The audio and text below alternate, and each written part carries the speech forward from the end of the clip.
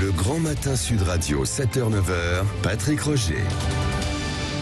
Il y a une vidéo qui circule beaucoup sur les réseaux sociaux. On vous en a parlé déjà ce matin sur Sud Radio. C'est une femme de 73 ans et sa petite fille victime d'une agression, d'une rare violence à Bordeaux. Ce qu'a fait savoir le préfet de Nouvelle-Aquitaine hier et de la Gironde et l'ancien maire aussi Nicolas Florian qui l'a partagé sur les réseaux sociaux. Alors si vous ne l'avez pas vu, vous venez de la découvrir, oui. Lydia Guérousse. C'est assez terrible.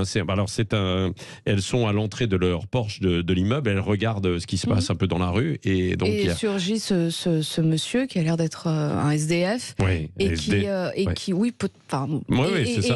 elles sont là dans la porte de l'immeuble et il essaye d'entrer et il attrape brutalement cette dame et sa petite fille, surtout qui doit avoir 5-6 ans, et il la jette. Il les projette vous avez vu à terre.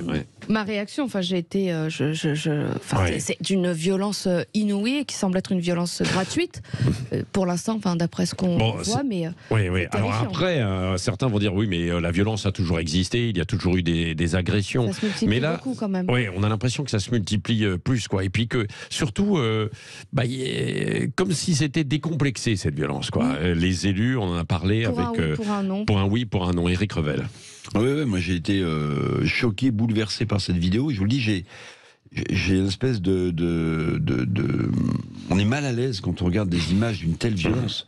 Cette petite fille qui est projetée en l'air par ce type. En plus, vous avez tous les ingrédients qui donnent lieu au débat sur la question. Alors, il est français ou il est immigré, il est SDF ou cette dame est à un certain âge. Il est né à Bordeaux. Il est né à Bordeaux. Il a une trentaine d'années. Très bien. Ouais. Mais moi, j'ai rarement vu. Alors, sans doute que les policiers sont plus habitués que nous, mais j'ai rarement vu une vidéo aussi violente, avec deux personnes, j'allais dire, fragiles, une dame âgée et sa petite fille. Et là, sans aucun complexe, alors je sais pas, j'ai l'impression qu'ils volent un sac, je ne sais pas, mais ce qui est sain, c'est qu'on ne s'habitue pas. De s'enfermer dans l'immeuble. On s'habitue pas, oui. On s'habitue pas à cette violence. Et là, vraiment, celle-ci, alors moi, je l'ai regardée une fois, mais je l'ai trouvée tellement choquante, je vais vous dire, que je l'ai pas regardée deux fois parce qu'elle me met extrêmement mal à l'aise. Non, mais ça, c'est-à-dire, on se dit, mais on assiste à la scène, comment réagit-on ? Comment réagit-on ? Et l'acharnement sur la petite on a envie de fille. sauter sur le type, on a envie de le balancer par terre. Enfin, ça tourne mal. Nicolas est avec nous aussi, il nous appelle de Toulouse, 0826 300 300. Vous avez la parole. Bonjour Nicolas. Oui, bonjour. Bonjour. Merci que je puisse intervenir. Non, mais j'ai vu aussi la vidéo. Moi, je trouvais aussi très choquant de voir ça et très triste. Et le problème, c'est qu'on voit que il y a une délinquance qui existe. Il y a des problèmes aujourd'hui de respect vis-à-vis des gens, des personnes, des élus, de l'autorité, de beaucoup de choses. Malheureusement, ce qu'il y a pour cette personne-là qui a agressé, cette personne-là va avoir du sursis, est un multirécidiviste et va pas finir en prison. Et n'aura pas d'amende parce que sûrement risque d'être insolvable, etc. Donc on arrive aujourd'hui de plus en plus, on sait que les gens qui font ça ne risquent rien derrière. C'est ça qui est malheureux.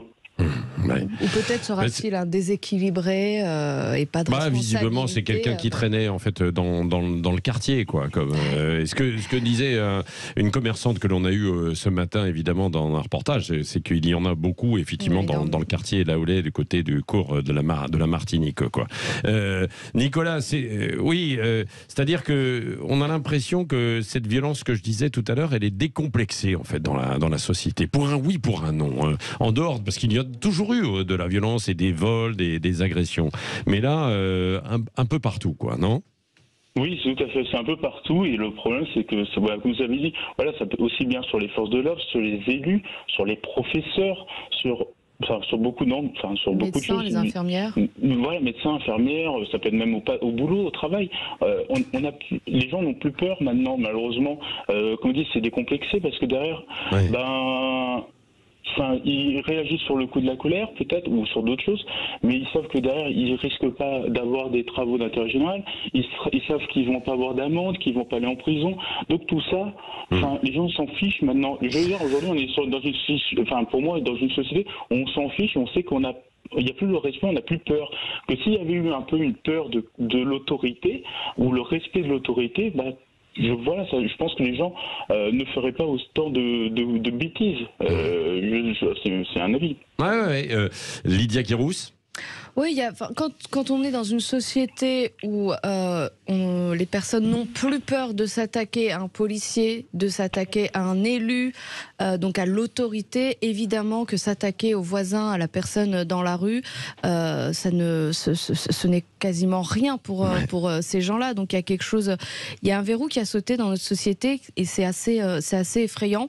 Il faudra sans doute travailler à un retour de l'autorité, à plus de fermeté, avec de véritables peines qui doivent être prononcées. Mais là, on va revenir encore au débat sur le nombre de places dans les prisons, sur la sévérité et la rapidité du système judiciaire, la chaîne pénale. Et on tourne en rond, on est toujours en train de débattre de cela depuis des années, sans qu'il y ait de véritable impulsion politique. Il y a des blocages pour ça. Il y a énormément de blocages. Évidemment que ce monsieur, sans doute, il aura du sursis et il retournera zoner dans un autre quartier ou même dans celui-ci.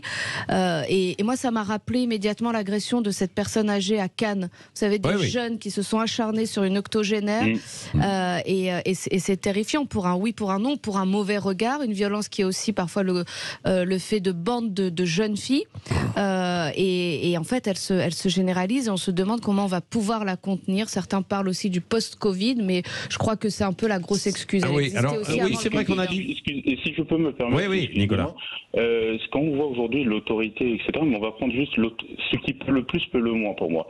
Quand on voit que notre président se prend une gifle, je veux dire, c'est quand même un manque de respect de l'autorité. Et que derrière, il n'y a rien. Je veux dire, si lui...